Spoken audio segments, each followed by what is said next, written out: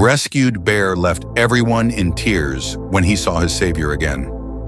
The snowstorm howled like a living thing, its icy tendrils piercing even the thickest layers of Ranger Jack Sullivan's gear as he trudged through the Montana wilderness. The unforgiving January cold had transformed the landscape into a brutal expanse of white, where trees groaned under the weight of snow and the sky stretched endlessly in a canvas of dull gray. Jack, a man well accustomed to the harsh demands of his post, felt the chills settle deep into his bones as he pressed forward, scanning the terrain for signs of wildlife in distress. His patrol wasn't just about monitoring the park's boundaries. It was about preserving the delicate balance of life in this untamed frontier. As he rounded a bend near Pine Ridge, his breath caught. Amid the relentless onslaught of wind and snow, a dark shape lay crumpled near the base of a tree. At first glance, he thought it might be a rock or a fallen branch, but something about the way it slumped seemed wrong. Curiosity, laced with the instinctive concern that came from years of being a ranger, urged him forward. His boots crunched against the snow, each step slow and deliberate, until he was close enough to see the truth. It was a bear cub, no larger than a small dog, its tiny body half buried in the drifts. Jack's heart tightened at the sight. The cub's fur was matted with frost, its frail frame trembling weakly, eyes closed against the merciless elements. It was barely alive. His first instinct was to call it in, but he hesitated. The nearest wildlife rescue team was hours away, and with the storm worsening, there was no guarantee they could reach the site in time. Protocol was clear. Wild animals were to be left undisturbed unless absolutely necessary. Yet standing there, staring down at the pitiful creature, Jack felt his resolve waver. The cub let out a faint whimper, a sound so fragile it was nearly lost to the wind. Jack knelt, his gloved hands reaching out instinctively, before stopping just short of touching the cub. He had seen death in the wild countless times, understood its role in the ecosystem. But this was different. The sheer vulnerability of the cub struck a deep chord within him. Leaving it to die alone didn't feel right. Against his better judgment, Jack shed his outer coat and carefully wrapped the small bear in its folds, lifting it gently into his arms. The trek back to his cabin felt interminable. The cub's weight was negligible, but the storm's ferocity slowed his progress to a crawl. He could feel the faint, irregular rise and fall of the bear's chest against his own, a fragile rhythm that spurred him onward. By the time he reached the safety of his cabin, his fingers were numb, his breath a rasping cloud of frost. Kicking the door shut behind him, Jack wasted no time.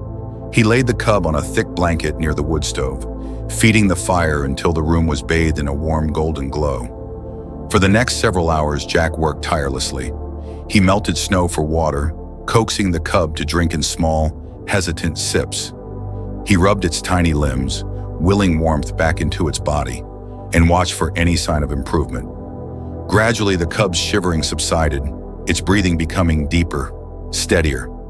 As the storm raged outside, Jack sat beside it, a mix of relief and apprehension swirling within him.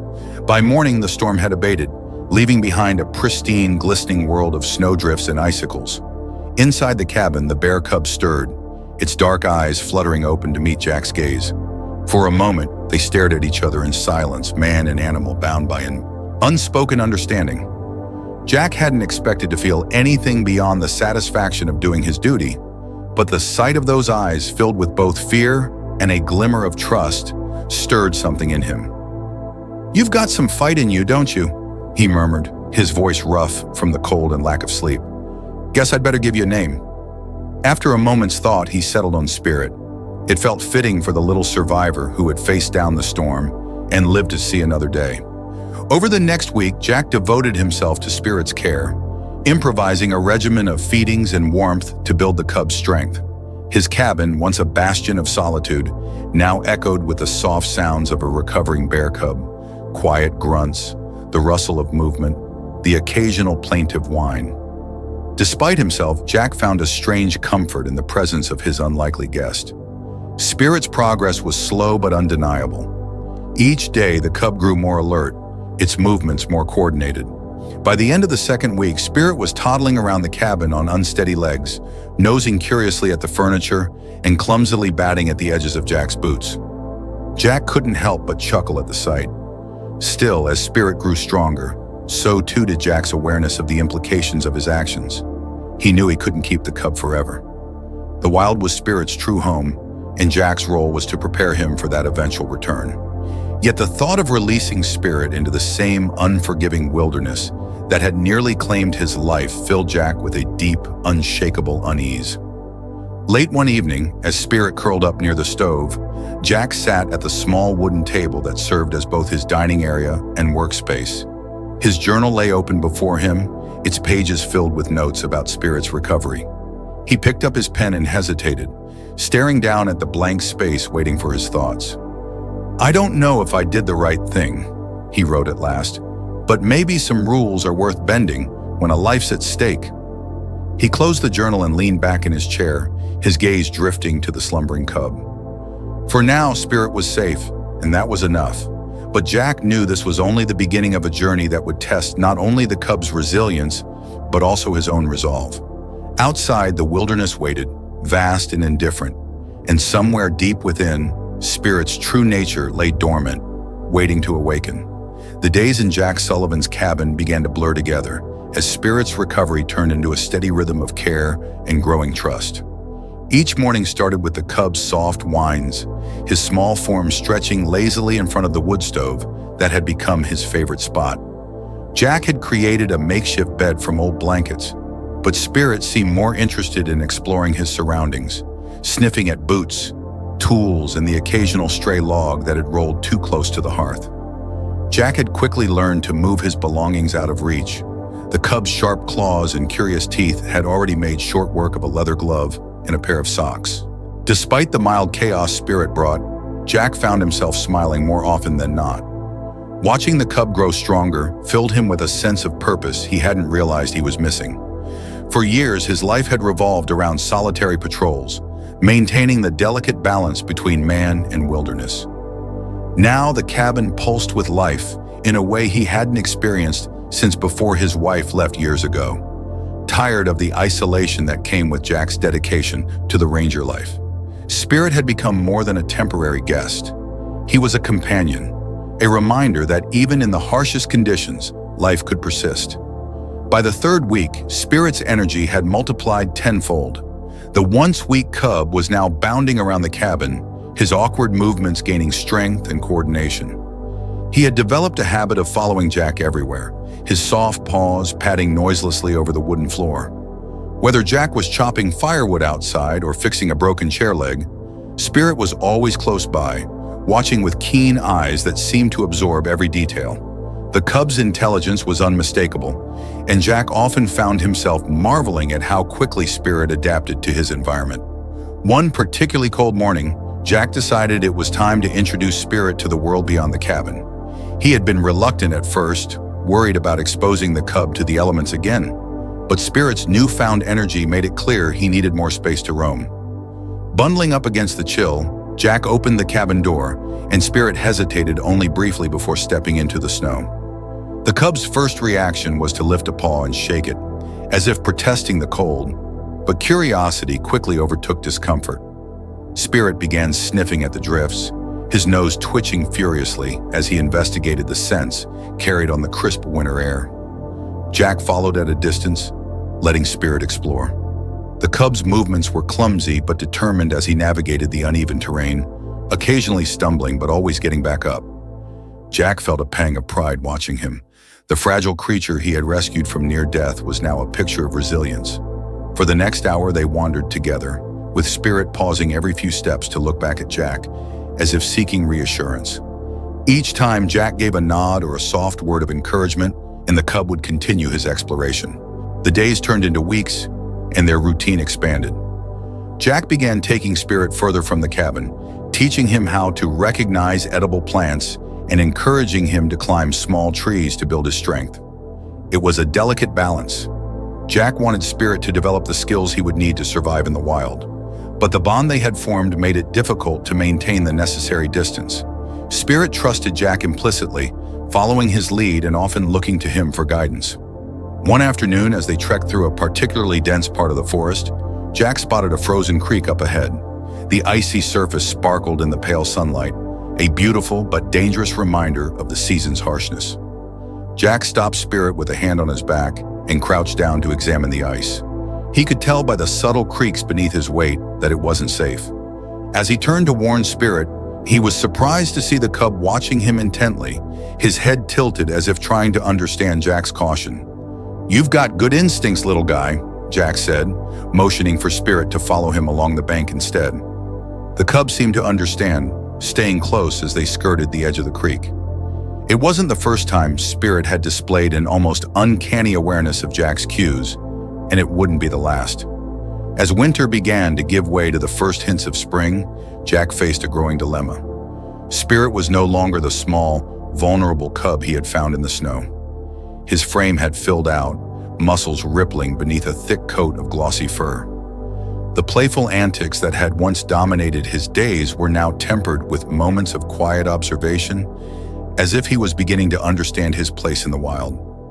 Jack knew the time was approaching when he would have to let Spirit go, but the thought filled him with a heavy sense of loss. One evening, as they sat together by the fire, Jack reached for his journal. He had been documenting Spirit's progress since the day he brought him home, filling pages with notes on the cub's growth, behavior, and milestones. Flipping through the entries, Jack felt a bittersweet pride in how far Spirit had come. "You've got a good shot out there," he said softly, glancing at the cub, who was curled up beside the stove. "You're strong, smart, and stubborn as hell." Spirit lifted his head at the sound of Jack's voice, his dark eyes meeting Jack's with an intensity that always caught him off guard. In that moment, it was hard to believe this was the same creature he had found half frozen and barely alive. Jack reached out, his hand hovering just above Spirit's fur, before finally resting gently on his head. The cub closed his eyes, leaning into the touch, and Jack felt the familiar weight of doubt settle over him. "You're not just a wild animal," Jack murmured, more to himself than to Spirit. "But you're not mine either." The words hung in the air, unspoken but understood. Jack knew what he had to do, but that didn't make it any easier. For now, though, he let the fire crackle and the warmth envelop them both, savoring the fleeting moments of peace before the inevitable goodbye. The day of Spirit's release arrived with a sharp clarity that seemed to mirror Jack Sullivan's emotions. The air was crisp, carrying the faint scent of thawing earth as winter reluctantly loosened its grip on the Montana wilderness. Jack had spent the morning in silence, methodically packing the truck with supplies for their final journey together. Ropes, tranquilizer equipment in case Spirit panicked, and a few of Spirit's favorite fish as a parting gift. The cabin, so recently alive with the bear's presence, now felt cavernous and empty, its stillness echoing Jack's own quiet dread. He had always known this moment would come, but the weight of it pressed down on him in ways he hadn't anticipated. Spirit, as if sensing the significance of the day, remained unusually subdued. The young grizzly had grown into a formidable presence over the past months, his broad shoulders and powerful limbs a far cry from the fragile cub Jack had carried through the snowstorm. Yet despite his size, Spirit's gaze still held that familiar spark of trust that had bonded them from the beginning. Jack found it harder to meet those eyes today, knowing this trust would soon be tested in ways Spirit couldn't yet comprehend. The drive to the release site was long, the narrow dirt road winding through dense pines and snowmelt streams. Spirit sat in a reinforced crate in the back of the truck, his low grumbles barely audible over the hum of the engine. Jack glanced in the rearview mirror every few minutes, his heart twisting at the sight of Spirit's patient stillness. He had chosen this location carefully, scouting it over the past weeks to ensure it would give Spirit the best chance at survival. The valley was rich with resources, fish-filled streams, berry bushes, and dense cover for protection. It was, as far as Jack could tell, a paradise for a bear ready to reclaim his wild instincts. When they arrived, Jack parked the truck and took a moment to collect himself.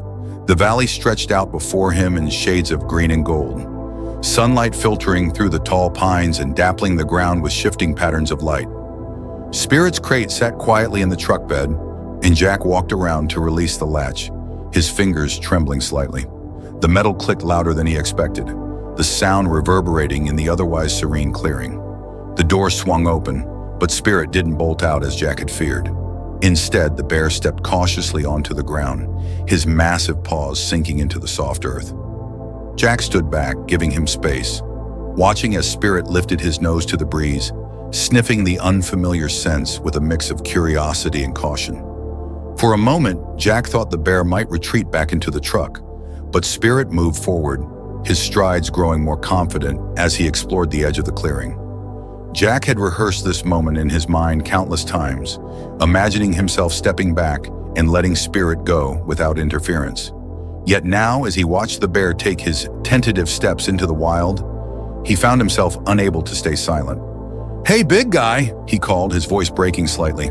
Spirit turned, his dark eyes meeting Jack's with an expression that seemed almost questioning. Jack stepped closer, crouching down to bring himself to Spirit's level. "This is your place now," he said, gesturing to the sprawling valley. "You've got everything you need here. Food, water, space to roam. You're gonna do great." Spirit stared at him unmoving, and Jack felt a lump rise in his throat. He reached into the truck bed and pulled out one of the fish he'd brought, holding it out as an offering. Spirit hesitated only a moment before stepping forward to take it, his powerful jaws closing gently around the treat. The bear lingered, chewing slowly, his gaze never leaving Jack's face. Jack fought the urge to reach out and touch Spirit one last time, knowing it would only make the separation harder for both of them. Instead, he straightened and stepped back, forcing himself to maintain the distance that would soon become permanent. For what felt like an eternity, Spirit remained rooted to the spot, his body half turned toward the forest, but his eyes still fixed on Jack. Then, with a final, almost reluctant glance, he began to move, his massive frame disappearing into the shadows of the trees. Jack stood frozen, watching the undergrowth tremble in Spirit's wake until even that small sign of his presence faded. The silence that followed was deafening. Jack stared at the spot where Spirit had vanished, half expecting the bear to return, but the forest remained still. He let out a long, shuddering breath, his chest tight with the ache of letting go. Climbing back into the truck, he sat for several minutes, unwilling to drive away just yet. The empty crate in the rearview mirror seemed to mock him, a stark reminder of the absence that now filled his life. On the drive home, the weight of the separation settled heavily on Jack's shoulders. He replayed the release over and over in his mind, questioning whether he had done enough to prepare Spirit, whether he had chosen the right place, whether the bear would even remember the skills Jack had tried to teach him. The cabin felt unbearably quiet when he finally returned, its warmth dimmed without Spirit's presence. Days turned into weeks, and though Jack threw himself into his work, the emptiness remained. He busied himself with patrols and maintenance tasks, but his thoughts often drifted to the valley, to the bear he had released into the wild. Reports from other rangers trickled in. A young grizzly spotted fishing in a nearby stream, another seen scaling a steep ridge with ease. Each sighting brought Jack a small measure of relief, though none confirmed what he truly longed to know, if Spirit was thriving. One evening, as Jack sat on the porch watching the sunset, a faint sound reached his ears, a low, distant growl that sent a shiver down his spine.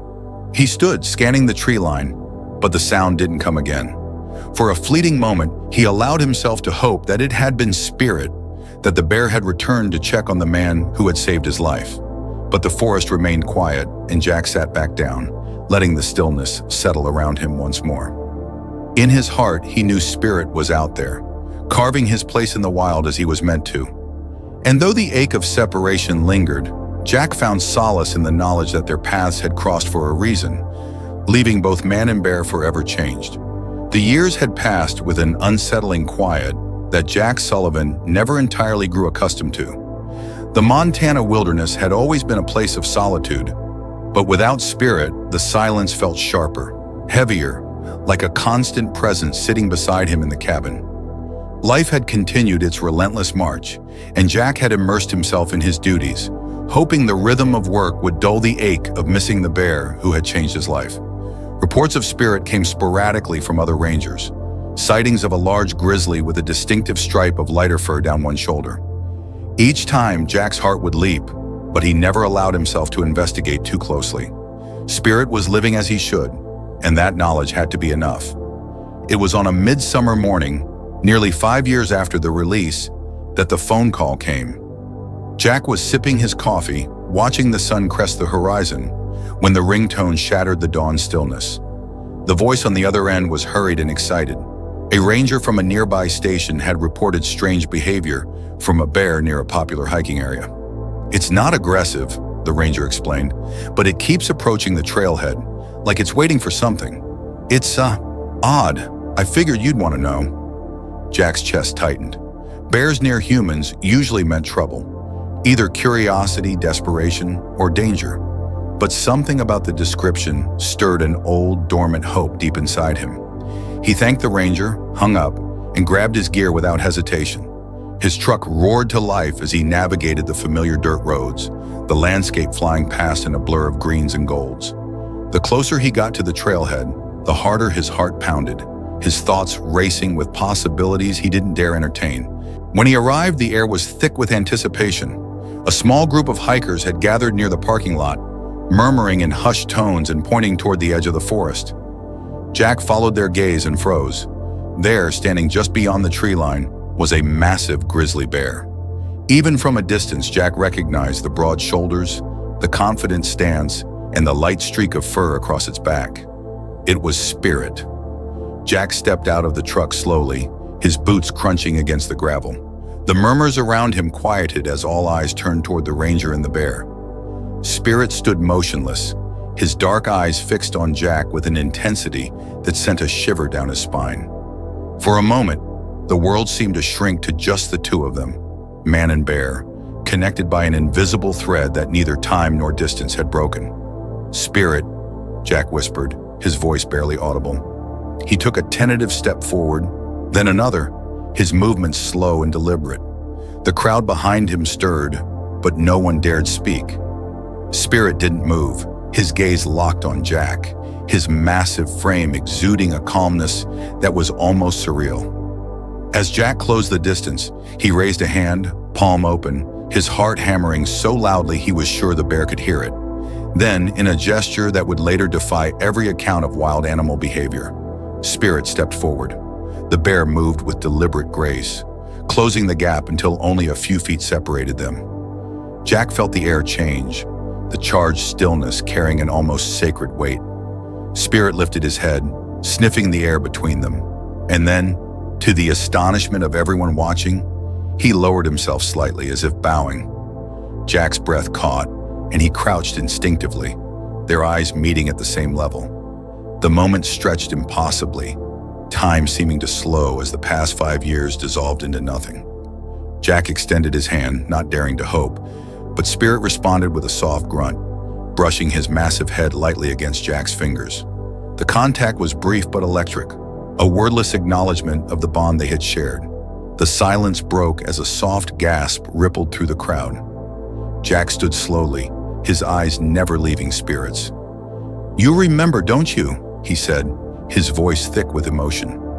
Spirit made a low, rumbling sound, somewhere between a growl and a purr, and Jack felt a laugh escape him, unbidden and full of wonder. The bear lingered for a moment longer, his gaze sweeping over the small gathering of humans before returning to Jack. Then, with a final glance, Spirit turned and padded back toward the forest. He moved with the confidence of a creature entirely at home in his element, disappearing into the trees as quietly as he had emerged. Jack stood frozen, his hand still outstretched as the onlookers erupted into whispers and exclamations. Someone tapped his shoulder, and he turned to see a woman holding up her phone. "I recorded the whole thing," she said, her eyes wide with disbelief. I've never seen anything like it." Over the next few weeks, the story of Spirit and Jack spread like wildfire. The video captured by the hikers went viral, sparking headlines and debates across the globe. Experts weighed in, offering theories about the bear's behavior, but none could fully explain the undeniable connection between the ranger and the wild animal he had once saved. Jack, for his part, avoided the media frenzy as much as possible. He gave a few interviews, always emphasizing the importance of wildlife conservation and the need to respect the boundaries between humans and nature. But in quiet moments, sitting alone on his porch. His thoughts always returned to Spirit. The encounter had filled Jack with a sense of peace he hadn't realized he was missing. Spirit's return had answered questions Jack hadn't dared to ask himself, questions about loyalty, memory, and the depth of bonds that could transcend species. It was a reminder that their time together had mattered, not just to Spirit, but to Jack himself. Months later, during another routine patrol, Jack paused on a ridge overlooking the valley where he had released Spirit all those years ago. The landscape stretched before him, alive with the sounds and scents of the wilderness. He scanned the horizon, his gaze lingering on the distant tree line. For a fleeting moment, he thought he saw a shadow moving among the pines, a familiar shape that sent a pang of bittersweet longing through him. But he didn't call out or move to follow. Instead, he smiled, tipping his hat to the unseen figure. "Take care out there, Spirit," he murmured, his voice carried away by the wind. And with that, Jack turned back toward the path, his steps steady and sure, carrying with him the memory of a bond that had forever changed both man and bear.